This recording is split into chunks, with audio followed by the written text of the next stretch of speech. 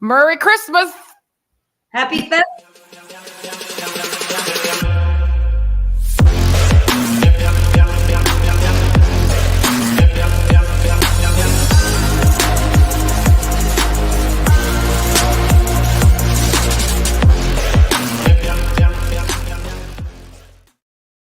I'm so sorry it cut you off. Go ahead and say it. Oh, I said Happy Festivus. I think it caught part of it. Okay, good.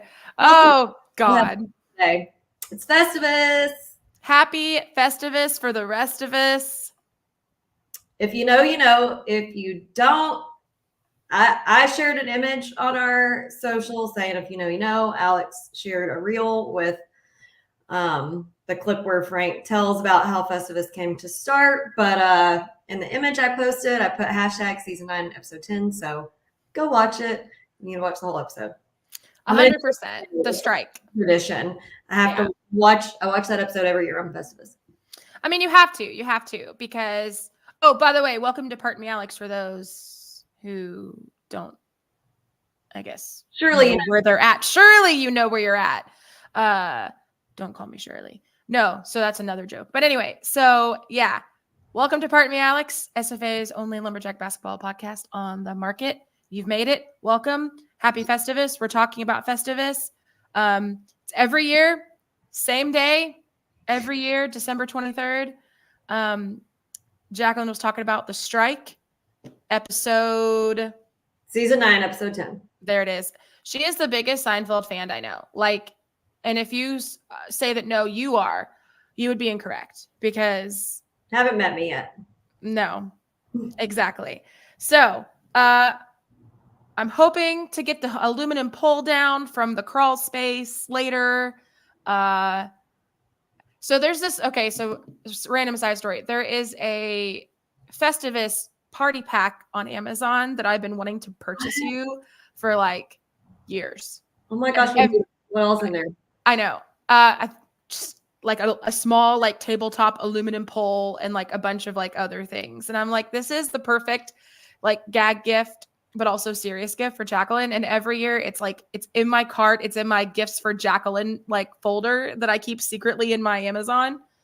And every year I forget to order it before Festivus. So maybe 2025 will be the year I remember. 2024. Oh shit.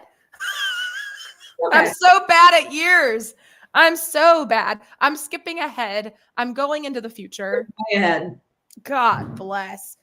Okay, so got about 30 to 45 minutes to get through the podcast because Alex has to go work a shift at the brewery. I'm in beer tender mode. So, yeah, we got to run through this. Not super fast, but, you know. Yeah. Quick enough to where it's obviously relevant and also you can understand what the heck we're talking about. But yeah, so Festivus. This game was literally yesterday. It was an afternoon game too, which was kind of 1 weird. p.m. Yeah, 1 p.m. game. Those don't happen very often, but it's break. There's not a lot happening. All the students are gone except for the ones that live in town. But even if they live in town, they're probably already gone home to visit their family as they should. So that's understandable.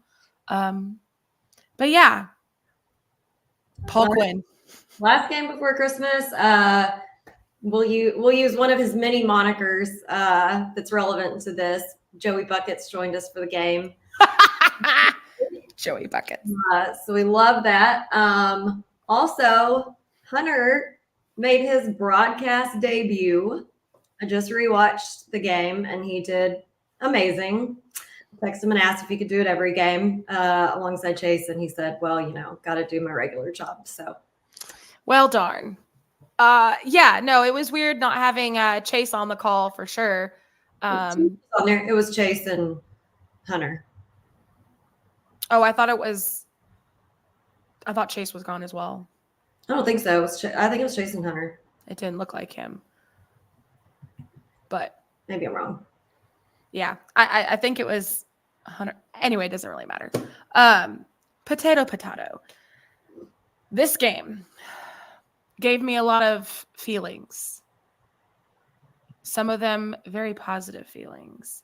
some of them very happy feelings, mostly happy feelings. A few, but we'll talk about it. Yeah, they were great. So let's jump into it. So to give a little background before we get started, I'm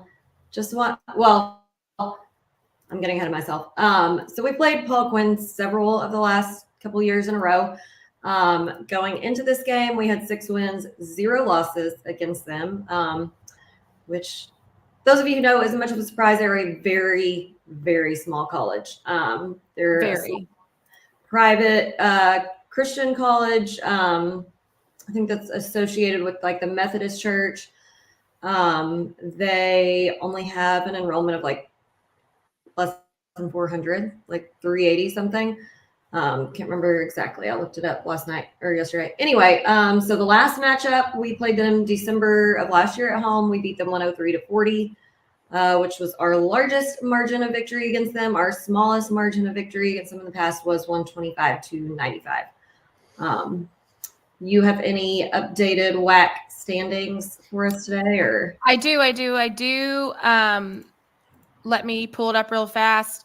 I was looking at it the other day, and so going into the Christmas holiday here, 1, 2, 3, 4, 5, 6. We have moved up to the 6th spot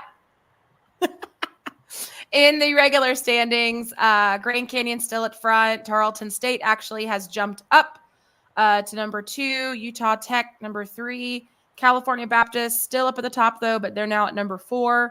Then we have Seattle U and us tied at 7-5 and 1-1. So that is how it's shaping up at the moment. Everybody else is obviously underneath us. UT Arlington, UTA,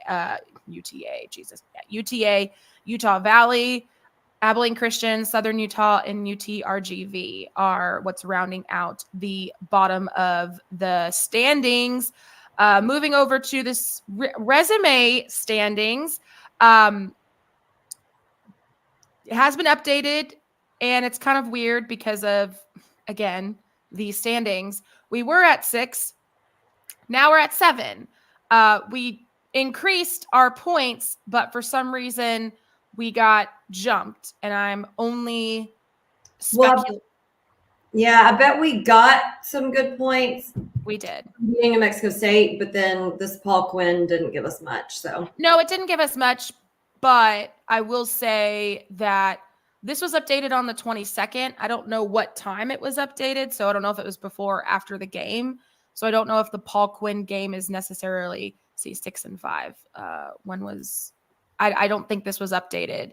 Yeah, this was updated prior to the game. So okay. Yeah, the Paul Quinn game isn't in the standings, but I have a feeling that somebody beat somebody, and that's why we got jumped and pushed down. So Grand Canyon's still at front, and they have a wide lead, over the rest of us. Here's the thing: someone's gonna have to like really step on the gas in conference play in order to catch up to Grand Canyon.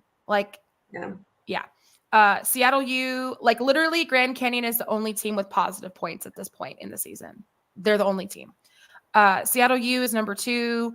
Tarleton's number 3. Utah, I keep doing that. UTA, number 4. Utah Valley, number 5. CBU is 6, and we're number 7. So basically all the teams from number 2 down to where we are all within catchable, jumpable areas. We just got to keep winning and then keep jumping people, honestly. So that's the resume seating update system. It's honestly a pain in the ass, but here we are. I hate it more than I can even explain. But anyway, we'll that's a tale for another time. It is. If y'all haven't already heard my rant about it before. So we'll just jump into game notes. The general notes for the game, I do want to say before we start, and this is on my grievance list, of course, because we always miss to see him, but just because you'll be wondering now where he was, Terrell was sick, so that's why he was not present and participating. So our starting lineup for yesterday was Jelani got his first start. We had Frank, Matt, Nana, and AJ. We did win 115-58.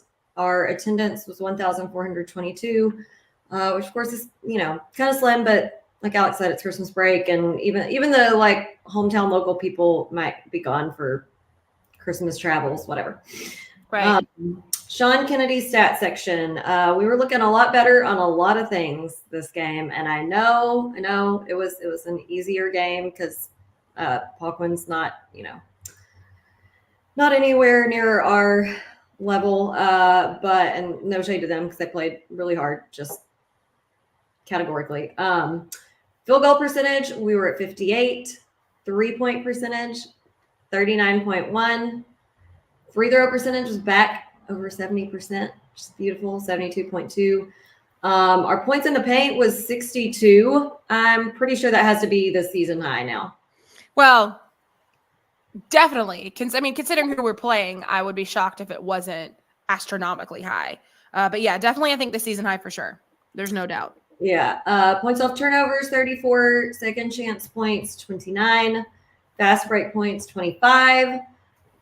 Bench points, 67. I think that's probably also a new season high for bench points. Oh, no doubt. Yeah, for sure. I will do a double check, but I'm pretty sure that's the highest as well. And our total rebounds, I think, is also maybe a season high at 50. Yeah. Yeah. So we had 20 offensive boards, 30 defensive boards. We had 20 fouls. We had 18 turnovers, which I feel like is a little high for this game, but I feel like sometimes in these games it gets a little sloppier towards the end. Oh my God. If y'all can't hear that, my cats are tearing up my Christmas tree right now.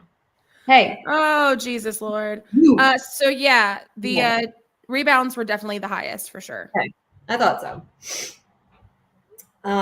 What was the other number you were wondering? Bench point, 67. Oh, I'd have to go into each individual game, but yeah, I'm sure it's the highest. Yeah. And then points in the paint, 62. I'm pretty sure that was the highest. Also. Yeah. All right. We had, like I said, 18 turnovers, little high, but I feel like in games like this, when it's such a large span and scores, sometimes things can get a little sloppy towards the end. They had 24 turnovers. We had 15 steals and 2 blocks.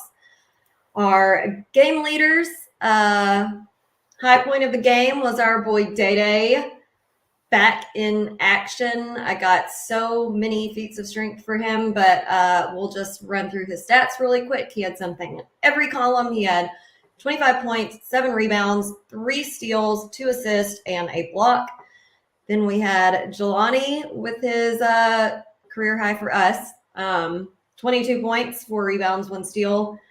And then we had Frank with 15 points, 3 rebounds, 2 assists, 1 steal, and Miles with 14 points, 3 rebounds, 3 assists, 1 steal. Miles.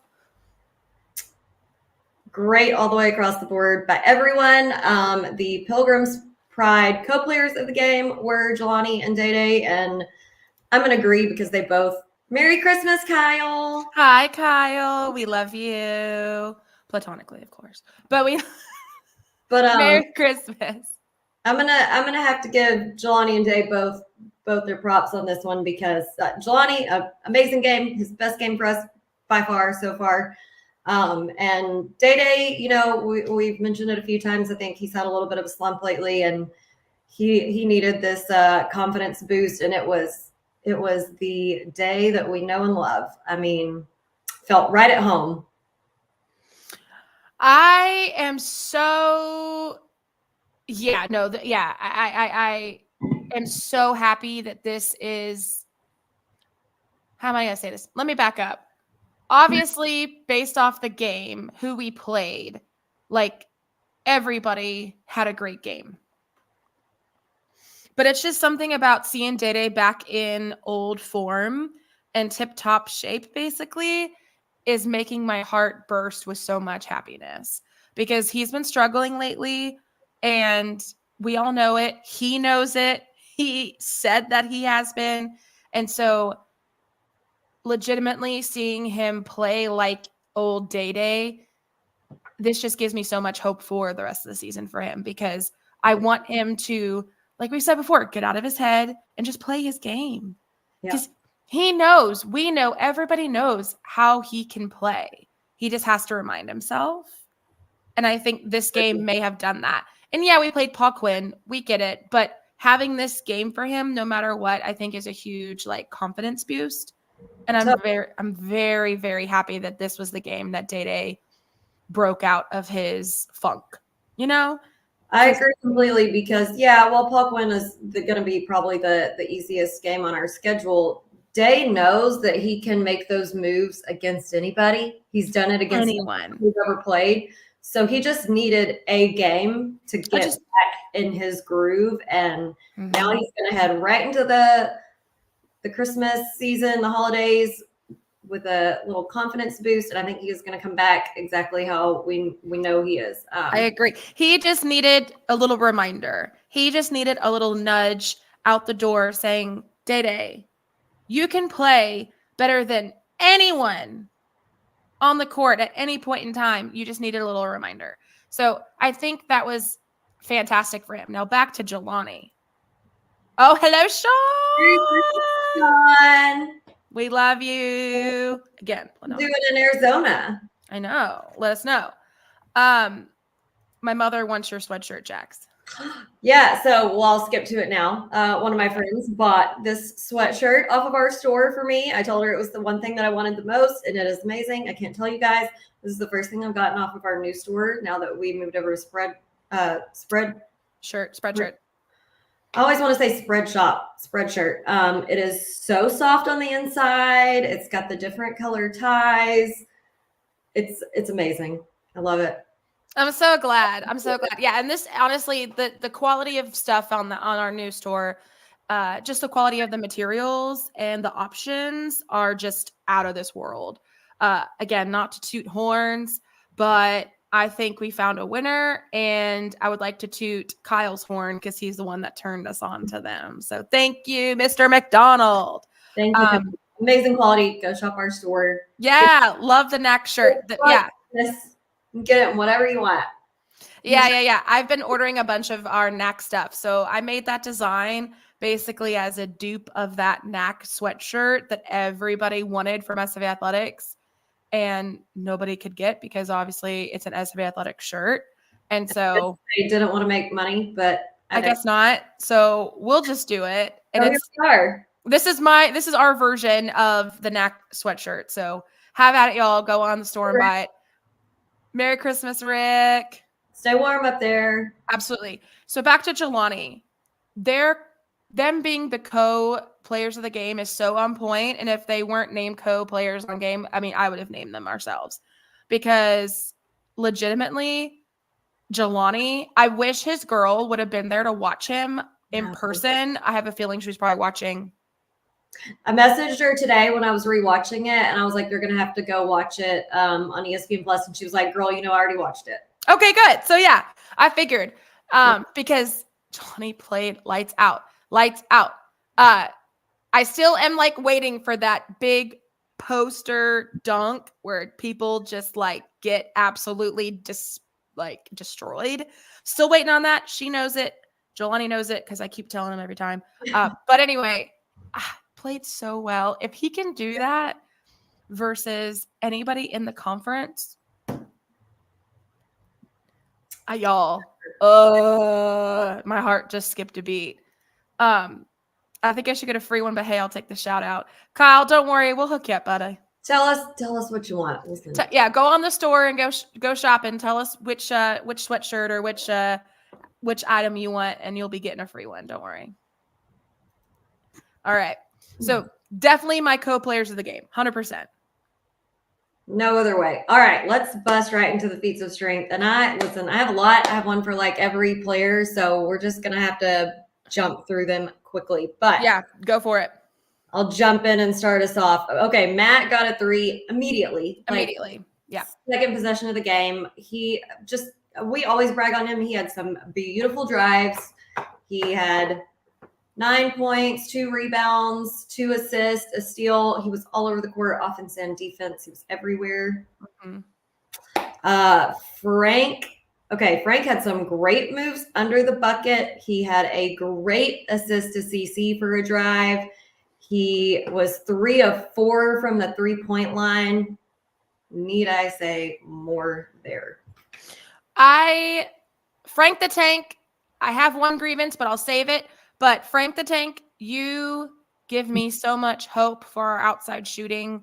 Because obviously Trell can't always be in the game. So when he's not in the game, like, you're the dude. Obviously, the rest of the guys, we know they can shoot too, but like, we're looking at you, Frank. And he really is showing up and showing out lately. I can't remember which game it was, but I said it. It was during the Caymans, I think, when I was like, "This is Frank. Like, this is the guy." I think it was a Drake game. The Drake game. I was like, "This is his come out. This is his coming of age, so to speak, game. Like, he's in it. Let's go. This is the Frank we know and love and despised when he wasn't on our team. So, like, let's go." So ever since then, he's been showing up and showing out, and I cannot wait. Andrea, Shay, and Finn, love you guys. Merry Christmas. This is my cousin tuning in all the way from Belfast, guys. Yeah, Andrea single-handedly keeps our international Numbers statistics and our numbers like high. So thank you, Andrea. Let me go and say mine. Hi, Miles. The more we see Miles, the more I fall deeply, deeply into his spell. Because holy shit, he is going to be one of the most athletic guys on the court at any time. Again, not saying no one else on the team is athletic, but this guy. And we're just starting to see him too. So holy moly. He's fresh on our minds. I have a whole paragraph bullet point for him. Okay, go ahead. Great D, fast break layup around the D, assist to CC at the halftime buzzer. He made 2 threes. He drew great fouls in the lane multiple times and was finishing with the free throws. He was 4 of 6 on his free throws. I put beautiful in all caps. You just beautiful assist to Jelani. A steal and assist to Frank for the 3. He was all over. So he had 2 3-pointers, 4 free throws, 3 rebounds, 3 assists, and a steal. 14 points. I already read his stats, y'all, but there it is again. It was great. It was beautiful.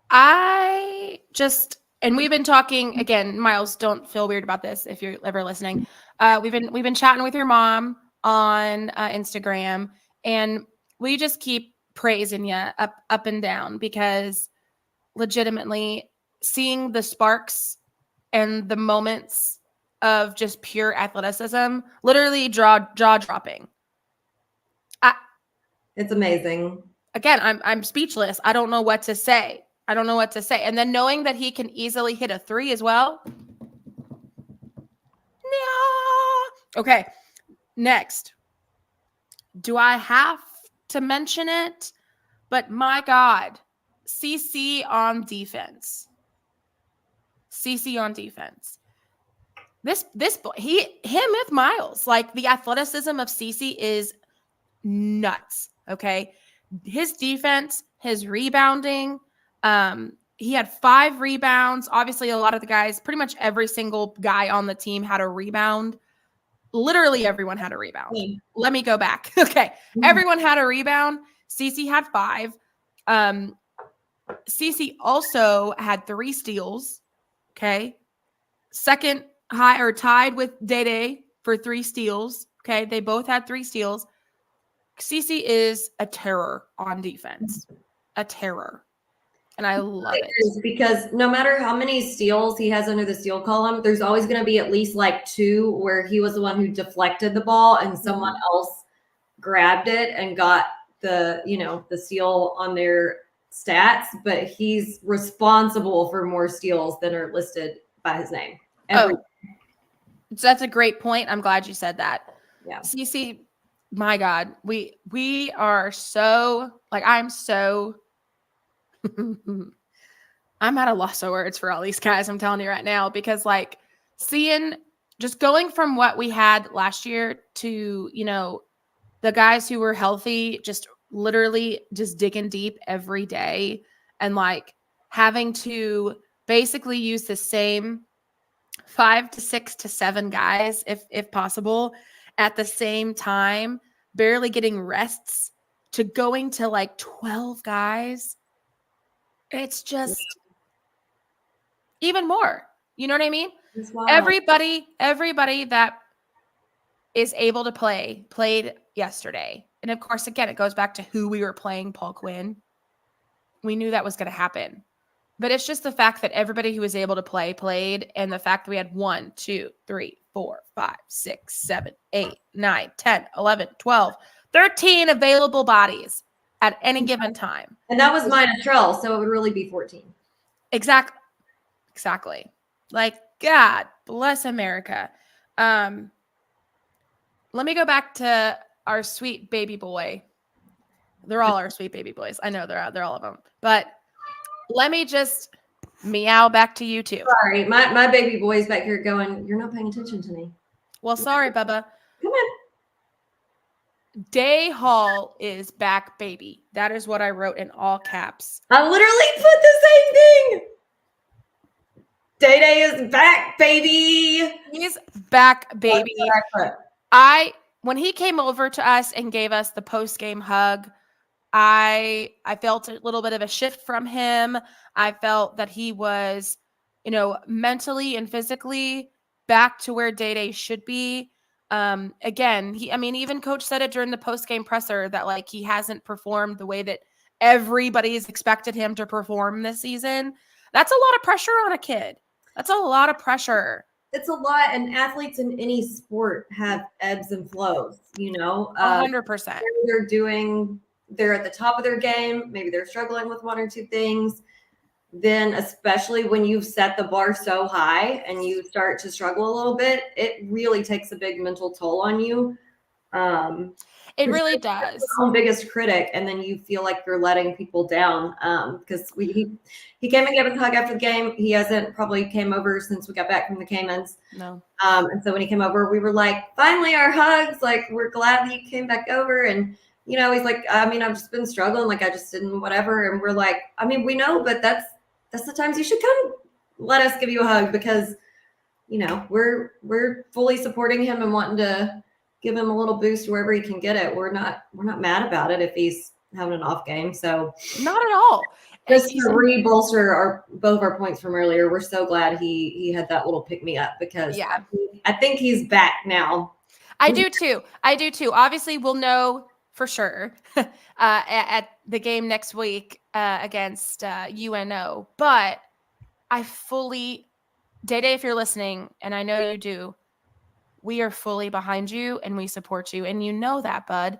And so just know that everyone in the stands and everyone that is in your life supports you.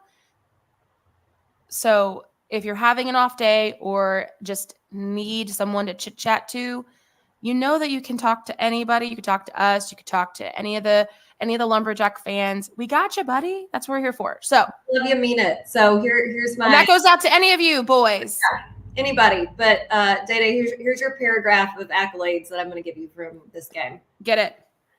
So Hunter called you a maestro in the paint. And loved it. I was like, that's perfect moniker, because he was like, it's just artistic, everything he does. It is. Great. It really is. That's perfect. I put in all caps, woo, that pass into Jalil for the assist. Really gets me going. Let's see. He had 1 of 1 from the 3-point line. Lose my place. Oh, he had great post work, like always. Reverse layups galore.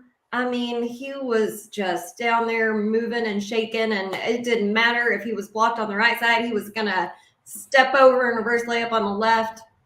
Beautiful. Maestro, yes, DT. Here's the other thing I love about, and Coach Keller mentioned this in the post-game presser, and I'm just going to, for those who didn't watch it or listen to it, I'm just going to reiterate it. I think the best part, obviously, of course, is Day getting the amount of points he got and looking like old Day back in the saddle again. The rebounds, the points, he was 100% with his free throws, all of those things. But I think the best part of yesterday was watching him unselfishly give up the opportunity for more points and pass it to some of his fellow players, his teammates, his brothers that don't get in often, like Luke, like Davion, and like Ethan. At the very end of the game, he could have easily padded his stats, got more points in the paint, got more points onto his total easily, multiple times. But he gave he gave it away and passed it to his brothers. And that shows not only emotional intelligence, it shows unselfishness, and it shows that he is a team player through and through, no matter what he thinks in his head or no matter what other people say, he's a team player.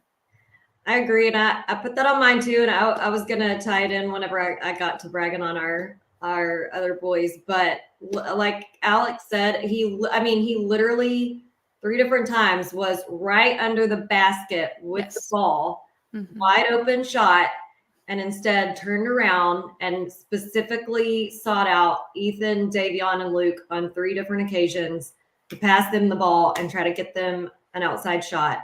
And by the way, I know for sure one of them, I think when he passed Ethan and Davion both, they made a 3-pointer. So I believe so. But it's, he was at 25 points. He was already the half point, but he could have been selfishly looking for more points to go on there. Probably not that many people would have blamed him. He hasn't been playing his top game the last few games, and he could have taken that for himself and just added. And instead, he's like, these are my dudes. They work hard too. Probably the last game this season that they're going to get considerable playing time. I'm going to get them a shot. 100%. I love that about Day. I really do. I'm not saying that any of the other guys wouldn't have done that, but just in that moment, obviously Day was the guy with the ball. And so the fact that he gave it up just shows that he is a unselfish player. And that's the type of player that we need in the Lumberjack, uniform.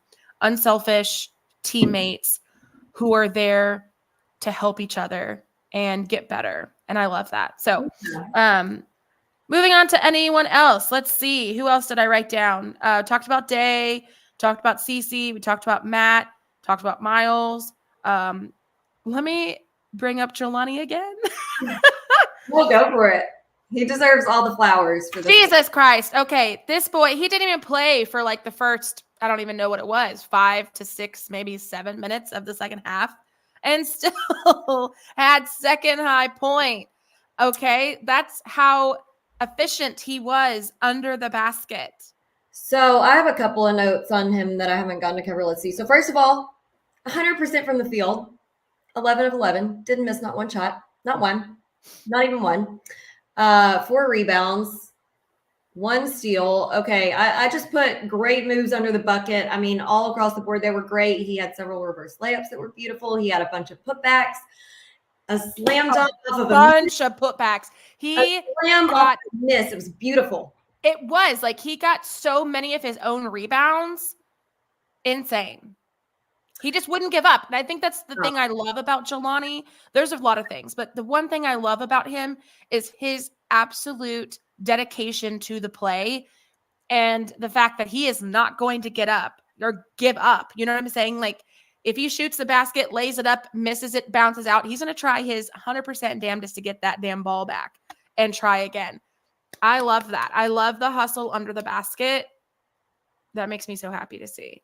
I do too. And I do want to brag on one thing about Jelani that's completely off the court, because this was after the last game and I forgot to mention it. So now that we're bragging on him, I'm going to throw it in. But we've told y'all many times, if you have not met these guys, any of them on the team, you need to meet them and get to know them, because they are all just such wonderful guys off the court. They really are. I'm not just blowing smoke up your ass. I'm being for real. It makes me emotional how nice they are to us. And I'm going to we've had some not so in the past. So, okay, I'm okay. But so I'm going to give a really specific example from Tuesday. So this just shows like how kind and sweet and so like attention to detail that Jelani is after the game. So our friend Amanda, who she comes to every game, but she normally sits a few rows behind us. She was sitting beside us on the front row. So Jelani comes over to give us hugs like he always does. And he gives Alex a hug, then he gives me a hug. Then when he gets to Amanda, he immediately recognizes that, hey, I haven't seen her down here before. And he says, hey, I don't think we've met. My name's Jelani. I know that literally made my heart burst. Like I'm literally, I'm trying not to be a titty baby, but I guess I'm emotional right now. My God, like that made me so happy. Like it's so sweet. These guys, they don't have to come over and say boo to us after the game. They don't have to do anything, and they come over, I know, hugs, and say hey and what's up. And he could have just been like, "Oh, I don't know this girl," and kept walking. And instead, he's going to stop and be like, "Hey, I don't think I've met you before. My name's Jelani." Introduce himself. Thanks for coming to the game. You can't top that. I know that just goes back to Meet the Jacks when he literally said, like, it's nice to feel wanted. And I literally almost cried then. I think I did shed a tear. And like every time I see him play and like he continues to get better, like again, this was his, I know it was against Paul Quinn. I don't give a shit. This was his breakout game. This was his game to say, listen here, MFers, like I'm here, I'm wanted, I'm loved, and I'm going to play my absolute 100% best every single game and every single opportunity I get to come in. And that was what like the basically the culmination of all his hard work just showed it right there, you know? And honestly, like it makes me so happy because that kid is such a sweet boy. And I really want him to continue to improve and thrive and get more playing time because he deserves it, you know? And holy shit, like again, I'm going to try not to cry like a little baby, but I promise everybody who always thinks that I'm a cold-hearted bitch, like I really am. Like I can be emotional. So anyway, moving on. But yeah, and like I'll make a quick add-on statement to that. Also, I don't want to downplay opponents like Paul Quinn because speaking from a player standpoint, you really do sometimes need those games like that to kind of break out and shine just to see, even though you know, okay, from here on out the rest of the season, the teams are going to be tougher than this, but just to go through the motions of doing the things that you are capable of doing. Yeah. And then you have more confidence to go into the next game, knowing that it's going to be a little bit tougher to excel the way that you did, but you've done it now. And so you know that you can.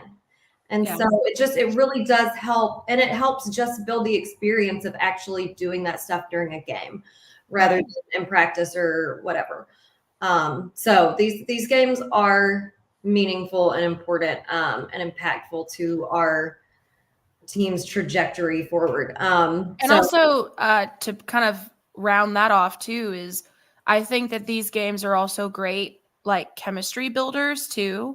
Not saying that we didn't have any chemistry in the beginning of the season, but I think like everybody supporting each other, especially towards the end when our three guys that came in that don't get a lot of playing time, anytime one of those guys goes in, whether it's Davion, Luke, or Ethan, the whole entire team and bench goes apeshit for them.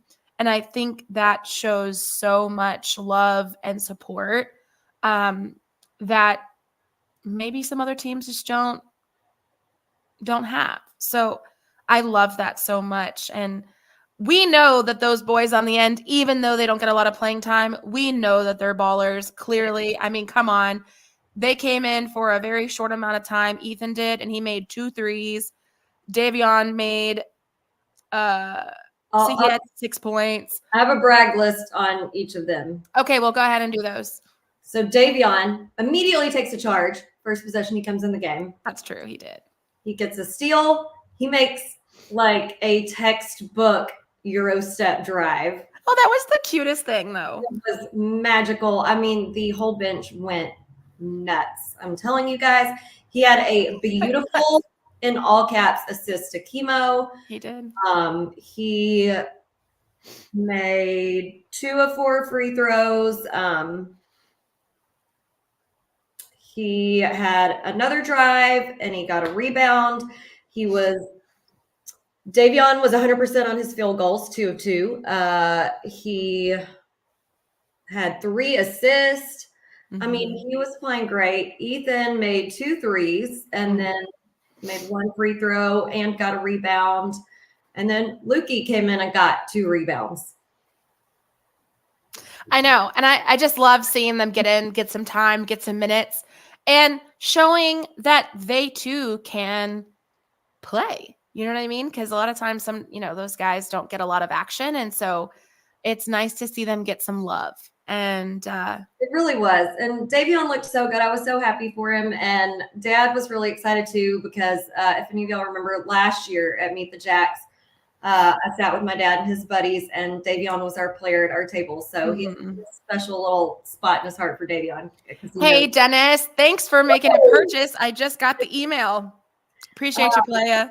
And so Tuesday night after the game, my dad was saying, well, I would love to see Davion get some more time, because he was like, I know he can play and I know he can shoot. He was like, he's a little bit small like I was, but I know he's a great player. And I mean, that's just tough because, Davion's about my dad's size. He's just not as stocky as some of the dudes that he's going to be defending. And we both feel that struggle. But Dad was like, I know he can play, so I want to see him get some more minutes. So he was so happy to see him out there and doing great. A few more really quick notes. Okay, Nana, as always, consistent on the free throws. He was 2 of 2. And while he didn't score from the field at all that game, he was very strong in the paint on rebounds. He got 5 rebounds.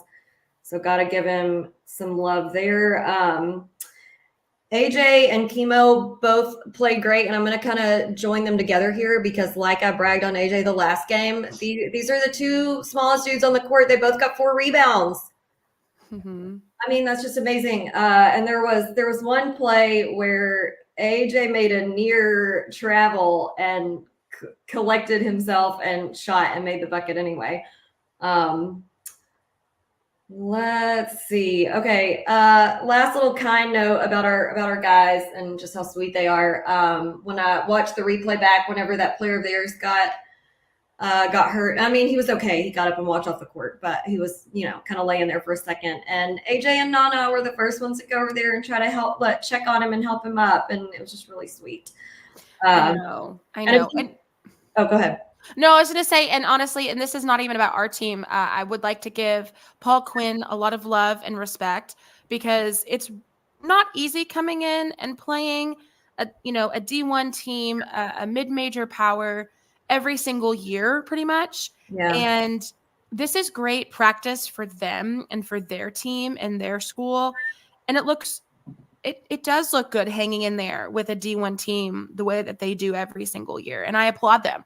Also, they had multiple guys foul out, and they came over and shook coach's hand. And I appreciate the level of respect that they show to us and we show to them. So again, very appreciative that, our guys and their guys are both being taught and essentially raised right. That's respectful. And I appreciate that a lot. I agree. I noticed that during the game too, and there's been a few games where I've seen that not happen. And just being a ref's daughter, I'm a stickler for the respectful, like unspoken rules like that. When you foul out, you go shake the other coach's hand, and that's just what you do. And not everyone does that anymore. So it's nice to see. A few unrelated to the game feats of strength. Oh, I'm sorry. And also, it would have been 15 because Clayton didn't play because he's also injured / You are right. I don't know. I brain farted on that. I brain farted on that too. Sorry, Clayton. Love you, buddy. Jelani, but I know. Sorry. Right. Totally brain farted on that.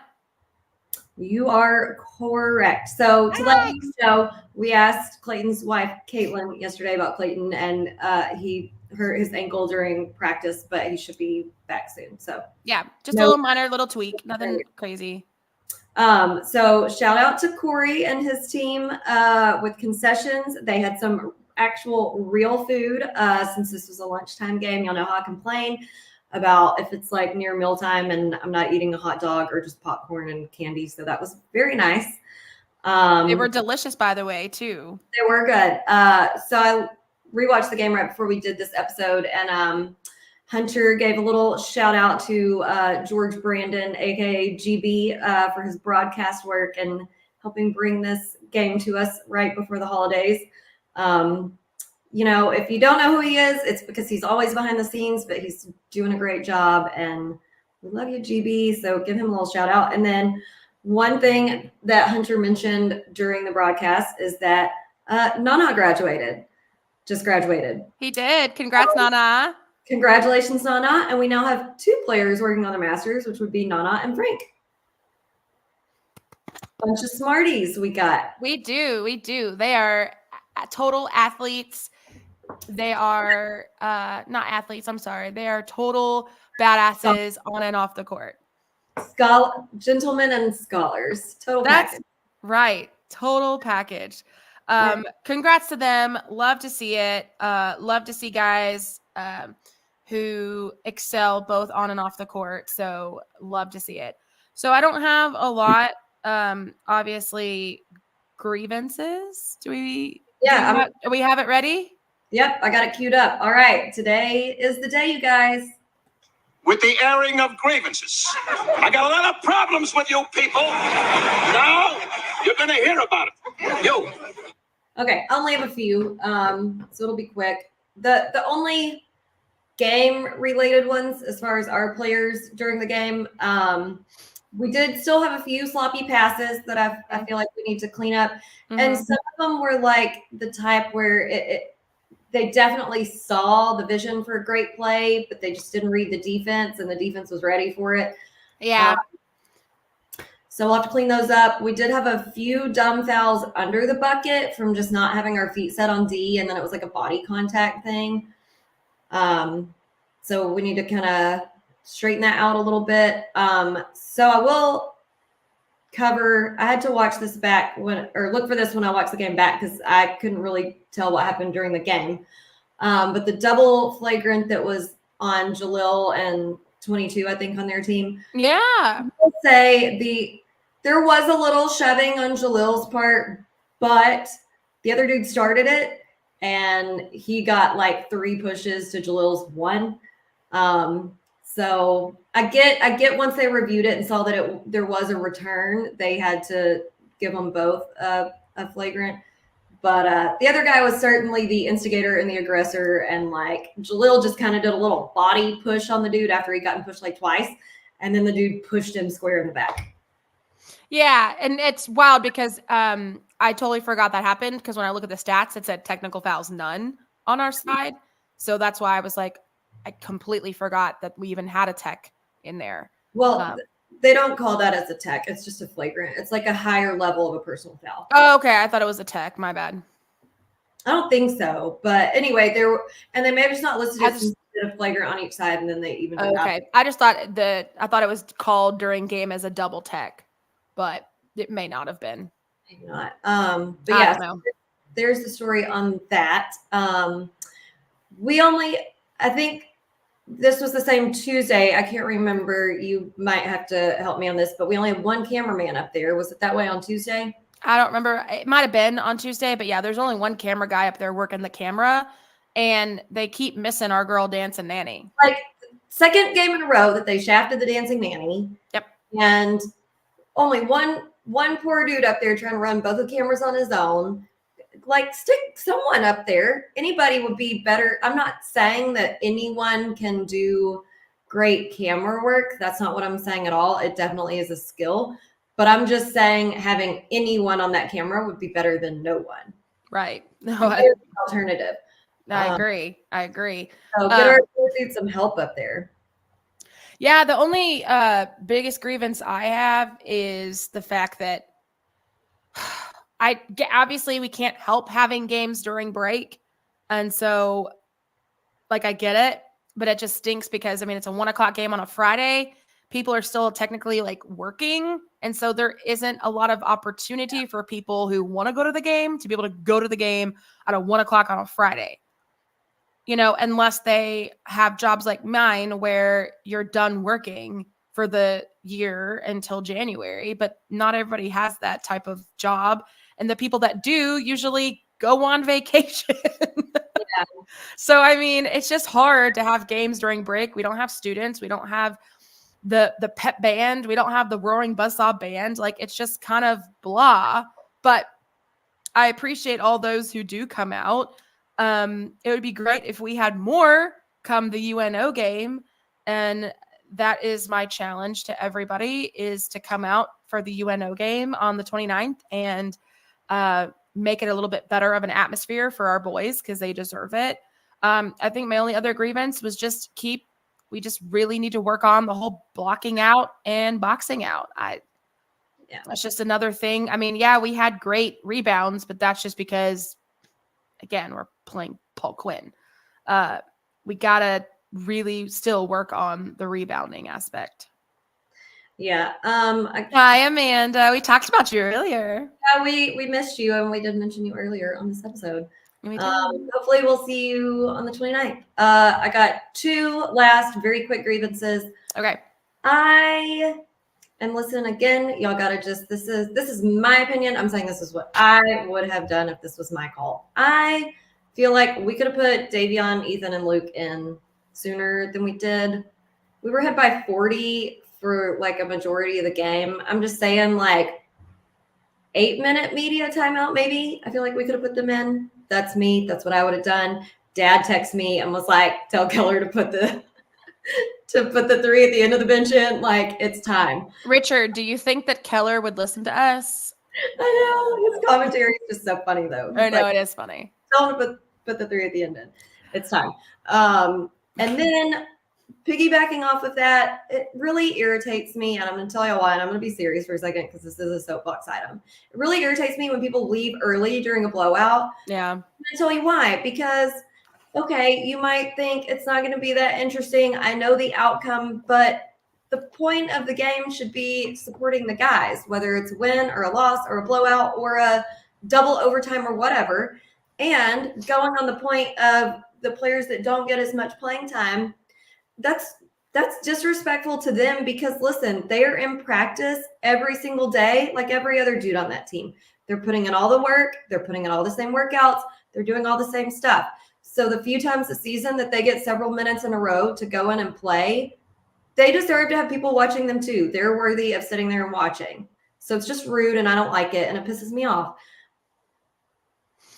I will co-sign that. I will co-sign that to the cows come home, because listen up, baby. It's not like you're beating traffic.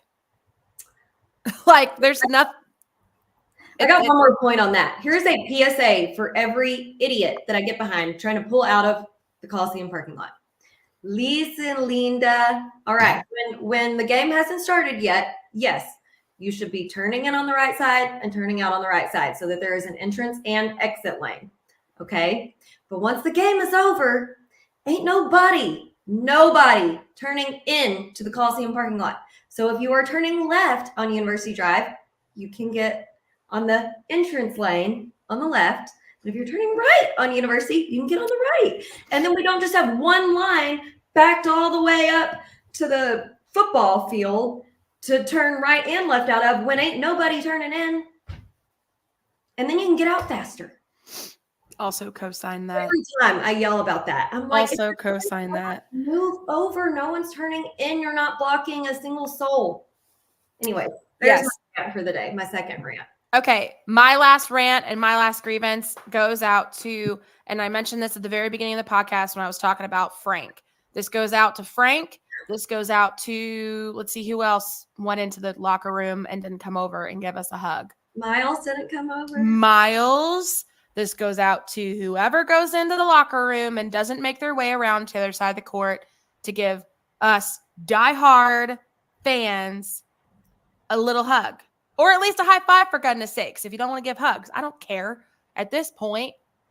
Listen, just follow your brethren over to the other side of the court. Give us fans. There's other people too, other than just us. Like, there's like the little old ladies and little old guys who most of those are your adoptive people, parent, whatever they call them, your adoptees, adopters from the church or whatever. Like, there's people over there that want handshakes, high fives, and hugs too. So come over and give us a hug after the game. Win or lose. We just want a hug. That's it, man. We traveled all the way to the Caymans for your butt. All right. We really had to twist our arm for that trip, by the way, but big twist, but still. All right. So that was my last grievance. All right, Jacqueline. So single word to describe this entire game. Oh my gosh. I'll go. I'm just going to say it. Day. Oh, no. So day is my word because day is back. Day is here. The return of day has emerged. Also,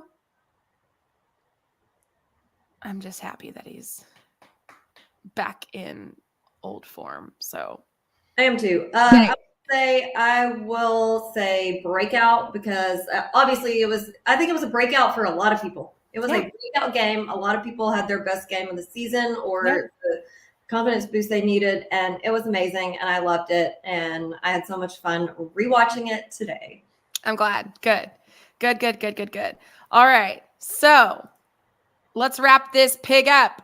Next game is going to be on Friday, December 29th at home, 6:30 against UNO, which is University of New Orleans. Big game. They used to be in the same conference as us way back when. And so it'll be kind of reigniting an old little in-conference rivalry here. Excited for the game. It'll be post-Christmas. It'll be in that like weird in between Christmas and New Year's lull where you don't know which way is up, which way is down, left from right. Don't know what they think it is. So it's the perfect opportunity to get out of your house and come to a game. Okay. So we should see the Sawmill packed out, right? Right. Okay.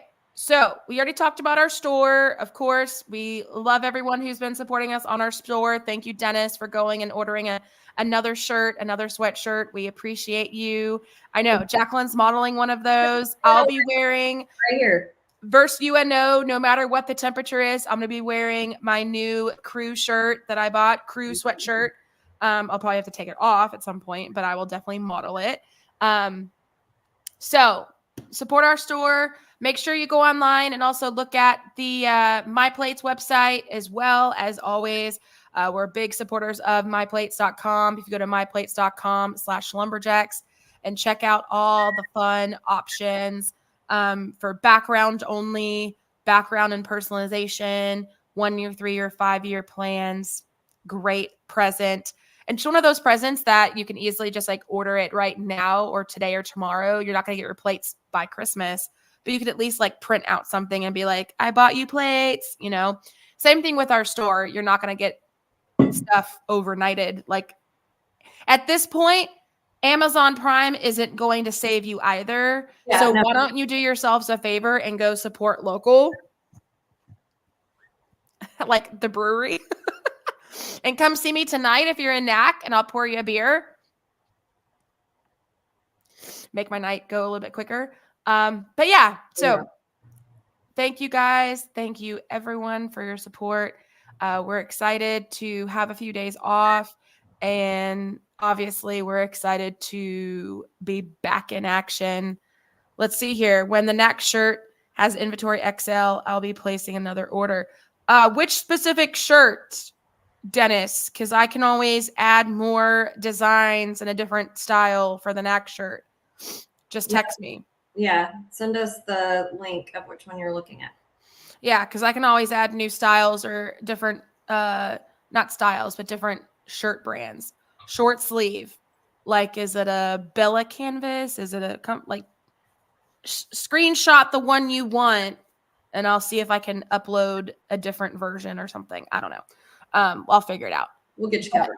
Yeah, so like we can't control the in-stock stuff. Like we literally just, we put the designs online and then the actual store does everything else. So, okay, he says he's going to get on the website again. Sounds good. All right, cool. Wonderful. Okay, we hope you guys have a wonderful Festivus the rest of the day and a wonderful Christmas. Very Merry Christmas. Very Merry Christmas. We love everyone. Hope you have a wonderful night. And as always, axe some jacks.